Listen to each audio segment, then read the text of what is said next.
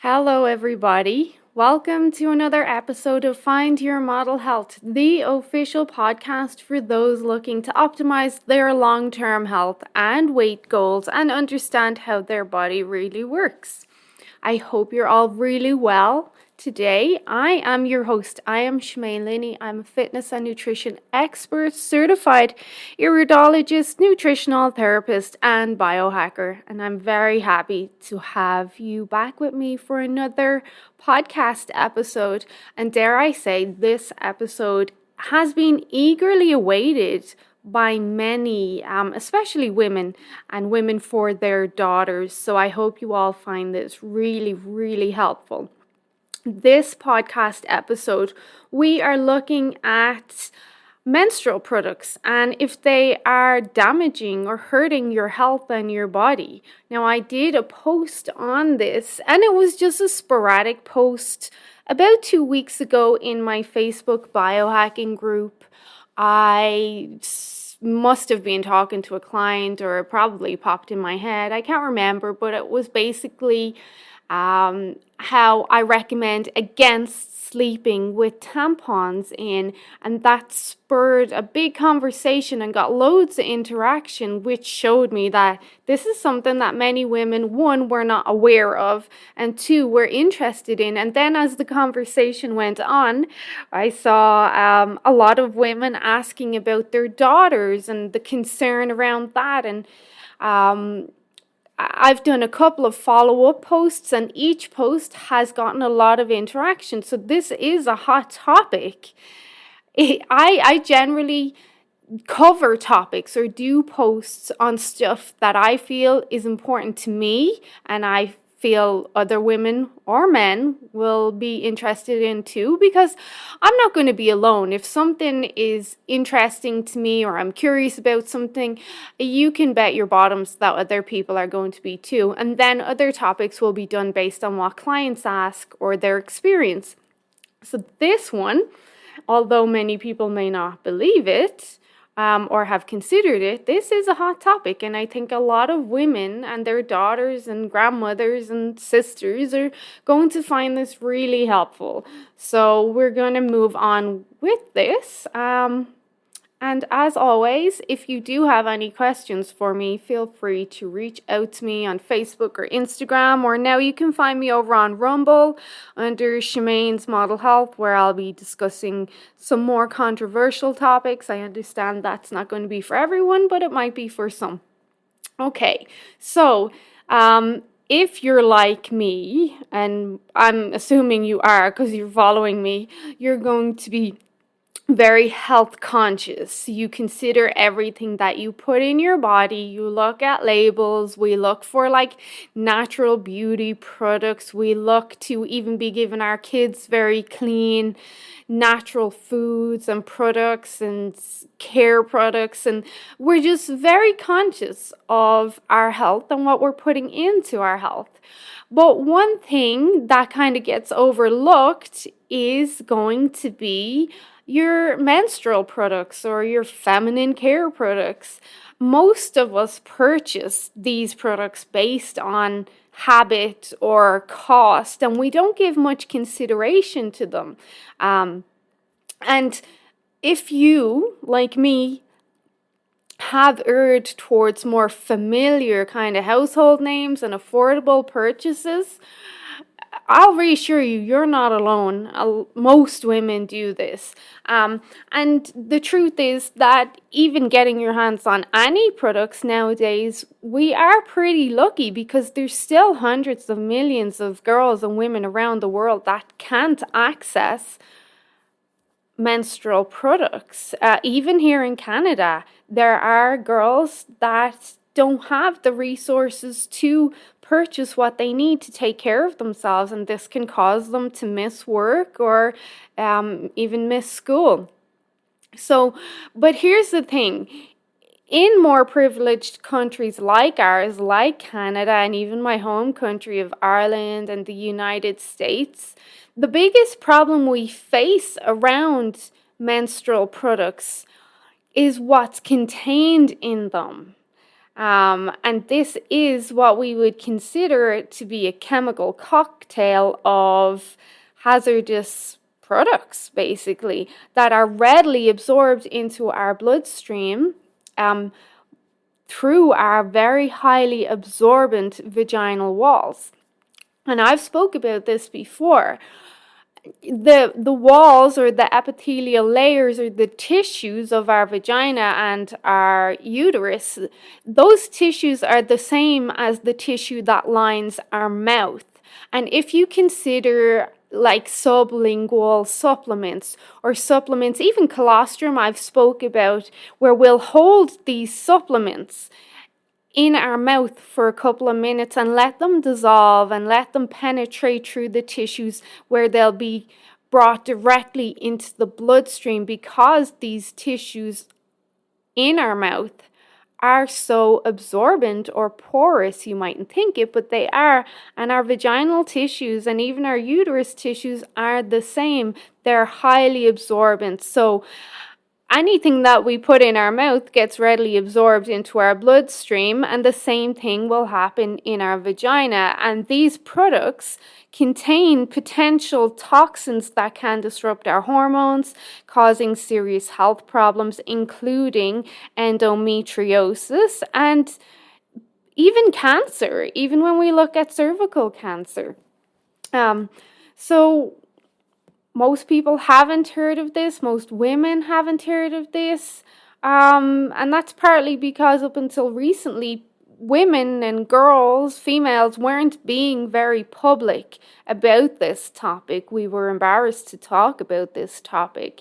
It was not so much frowned upon, but it just isn't a topic that's talked about too much. But now, as we move through our times and our timeline, it seems to be that women are opening up a lot more about their health. And here's another thing, and I spoke about this in my biohacking group, and on one of the posts I did, I mentioned that feminine or menstrual hygiene products, including tampons and pads, fall under the FDA regulatory category of medical devices. And someone happens to comment that, well, that's the FDA, Canada regulates differently. Well, Canada Health, or Health Canada, actually regulates feminine hygiene products. And they also categorize these products as medical devices. And what this actually means is, because they're regulated as medical devices by Health Canada, they do not need to disclose or list the ingredients that are in these products on the labels or the packaging. So we've no idea what these products contain and what we're putting into our body. So basically, these products are subjected to a lower standard of scrutiny than even most cosmetics are.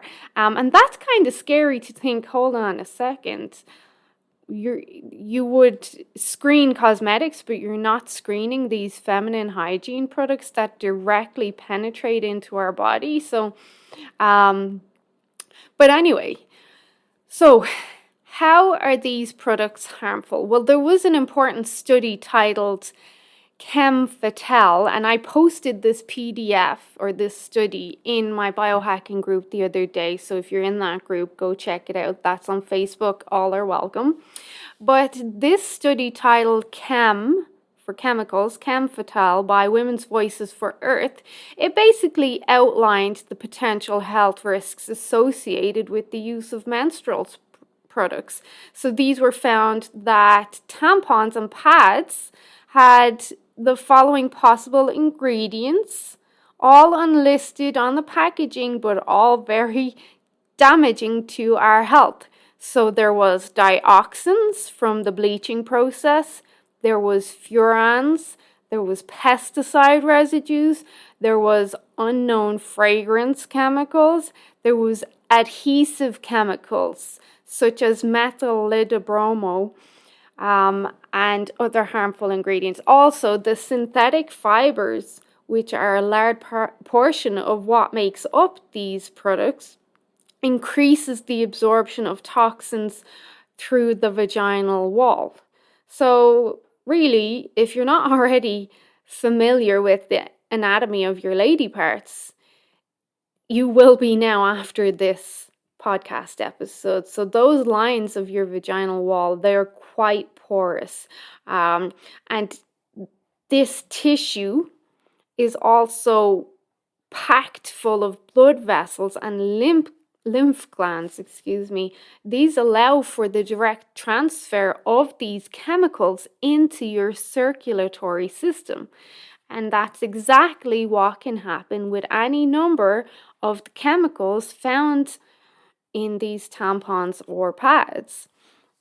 So exposure to any or all of these endocrine disrupting, allergenic, or even carcinogenic, so cancerous, disease-causing ingredients repeatedly over a woman's reproductive lifetime, so let's just say 5 to 7 days a month, every month for 30 or so years, obviously leads to the risk of negative health consequences, including heavy or irregular periods, allergenic rashes, endometriosis, pelvic inflammatory disease and pain, and that would include low back pain as well, cancer, like I mentioned, cervical cancer, and lots more. When I did the post in my biohacking group, there was several women that commented once they stopped using tampons, a lot of their inflammatory and pain and other issues disappeared.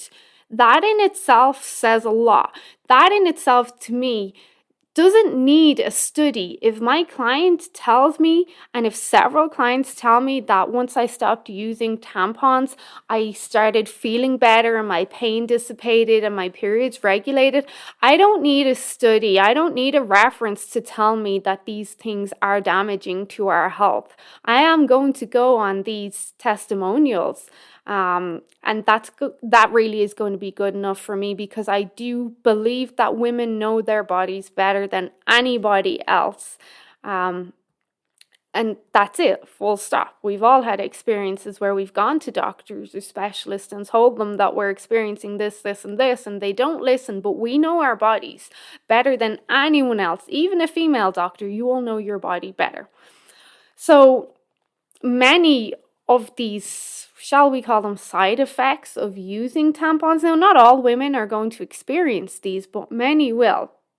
And your doctor, like I said, will say, well, we have no idea what causes them. But if you start talking to other women, you can definitely connect the dots. So at this stage, you're probably cringing and like, oh my God, I had no idea. And what do I do now if I stop using these? So there are safe options. There's lots of safe options that you can use. The easiest one, I believe, are going to be organic, chemical-free cotton pads and tampons. So here are some alternatives. So cotton pads or organic cotton pads, such as Glad Rags, and I can't remember the other brand. There was a couple posted in my biohacking group the other day. They're as close to homemade as you can get. They're super soft, they're breathable, they're eco-friendly. You can customize the pads to suit your flow, and you can even get, some of them will provide extra inserts for heavier days. So these are a great option. They do require a bit of maintenance and may not be as convenient as toss out because these are reusable, but they're a great option. And then when we look at another option is organic tampons and pads that you would just buy locally from your pharmacy or convenience store. And there is a lot of more conscious consumers, especially females, that are asking for these products. So now there's actually a lot of menstrual product brands that make 100% organic cotton tampons and pads, and they do list the ingredients on the box. And some come with applicators and other little helpful bits like carrying cases. But one of the names you'd recommend is Seventh Generation, and I buy a lot of their products even for cleaning in my house. Another brand, excuse me, is Natracare. These are pretty readily available. I believe another one is Lola as well, and you can buy these like here in Canada around Calgary and Airdrie. You can get these products in your London Drugs, in your Shoppers, in your Superstore, and more. So these are available. And then for our American consumers, I'm not sure what the deal is there, but I'm pretty sure you will get a lot of these products in Target, and also your Walgreens. So then the next option is going to be menstrual cups. I'm going to say menstrual cups are an acquired taste. Some women love them and swear by them, like your Diva cup, they love them. Other women, when the thoughts of it grosses them out, or they're uncomfortable, or they feel like their body doesn't respond well to them. But this is an option, and it can't hurt to try. So, women who love using them, they just love them. But like I mentioned, not everyone does. They wouldn't be my favorite thing.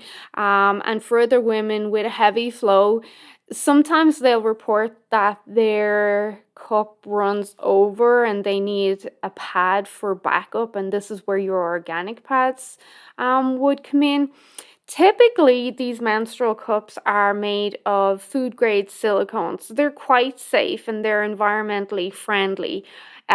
Generally, they provide up to 12 hours of continuous protection. And once you get the hang of inserting the cup, overall, it's pretty much less obstructive than a tampon would be. But like I said, it's not for everyone, and definitely our younger girls, like teenagers, are probably not going to be too appealed by menstrual cups. I think it's more for the older women, maybe from 30 onwards, that are willing to try the menstrual cups. So you have the Diva cup, like I mentioned, then there's the Lunette, and then there's Lena, and there's another one. I can't remember the name. There's so many names. There's actually quite a lot of options right now. So another one is period panties. The idea of this grosses me out, but I know a lot of women that actually like these. So it pretty much is what it says. It is a period panty. There's a brand called Thinx, Thinx, and they make some period panties, and they're pretty much like your regular old underwear, except they're capable of holding up to 2 tampons worth of blood. Not only are they machine washable and reusable, but they can completely replace your need for other menstrual products. I don't believe they're too expensive, but then when you consider how much you spend on other stuff, the price kind of levels out in itself. And then there's another one, and I don't think many women, not that I've spoke to, have heard of this, but maybe you'll give it a go after this. So it's a product called the Venus Mat. So the Venus Mat is more for you when you're starting to come off your period and you're ready to slip into something more comfortable, basically. So it's comprised of 3 layers of certified safe materials. It provides leak-proof protection for after your work activities. So whether you're trying to keep your sheets clean, or if you want to, let's say, dabble in some husband-wife pleasure time during your period, this mat can be super helpful for protecting your bed and your sheets. And it's kind of at that stage where you would be at the end of your period, or maybe you're in menopause but experiencing some spotting. That's where this would come in handy. But otherwise, there's lots and lots of options. If there's any options that I've failed to mention, if there's like another natural product that you're using that I didn't mention, let me know. Let me know and I'll spread the word as best I can. But I do hope that this episode was really helpful to you, because clearly it affects many, many of us. On average, most women will use around 10,000 tampons in their lifetime, or pads. Like, that's insane in itself. So if you're exposing your body to that amount of a toxic product, just take into consideration what it's going to do to you, and then maybe consider moving to a cleaner product, which honestly, they're not much more expensive, maybe $1 or $2, but there's not that big of a price difference. And as they say, you cannot put a price on your health, and I really believe that. But otherwise, if you know anyone that would benefit from this information, please do share. Sharing is caring, especially if you have a sister or a daughter that you think this would be helpful for. Please share and let me know if you have any feedback or comments, or, like I said, any menstrual products that are natural or organic or clean that you use that I haven't mentioned. I'd love to know. Then I'll spread the word to my clients and followers. Well, okay, have a really great day. Enjoy this warmer weather and sunshine while you can, and I will chat to you guys real soon. Bye-bye.